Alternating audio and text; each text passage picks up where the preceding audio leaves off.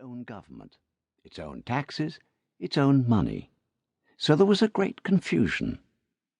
But no state wanted to give up any of its privileges, and it seemed hopeless to institute one central government, for each state thought only of itself, and each one was afraid of giving Congress too much power, lest it should usurp the power of the state government. The states quarreled with each other about their boundaries. Some of them made absurd claims to vast territory on the strength of their royal charters, quite forgetting that these charters were now done away with. There were riots everywhere. Indeed, never was the state in such danger of shipwreck as now at its very beginning.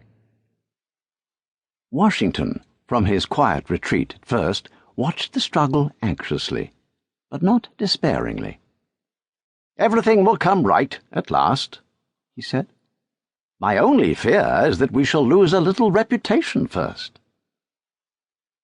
As time went on, however, he grew more anxious. "I think we have opposed Great Britain," he said, "and have arrived at the present state of peace and independency to very little purpose, if we cannot conquer our own prejudices." But Washington had no real need to fear. The men who had fought for their freedom proved themselves worthy of it, and in May 1787 a meeting of all the states was called at Philadelphia. Of this convention, as it was called, Washington was chosen president.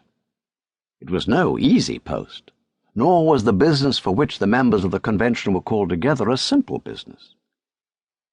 They had indeed a very great task to perform, the task of forming a new constitution, or mode of government, which all states would accept. It was not easy to please everyone, and also do thoroughly good work. So for 4 months the convention sat, discussing this and that, listening now to one side, now to another, weighing, judging, and deciding. But at length the thing was done. In the same hall where the Declaration of Independence had been signed, the Constitution had been framed. Then the delegates went home, and a copy of the Constitution was sent to each state. It had been agreed that 9 states must accept the Constitution before it could become law. The question now was whether 9 would accept it or not. Many hesitated a long time, for it seemed to them that this new Constitution, which was going to unite all the states into one, was going to also give far too much power into the hands of a few people. It would be a case of tyranny over again, many feared, and having suffered so much to free themselves from one tyranny, they were not ready to place themselves under a second. But others at once saw the need of a strong central government and accepted the new Constitution wholeheartedly and almost at once. Delaware had the honor of coming first early in December 1787, but before the month was gone, 2 more states, Pennsylvania and New Jersey, followed the good example. A week or so later came Georgia and then Connecticut.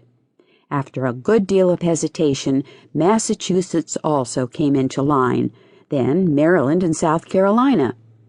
Only 1 more state was now needed to make the Union safe.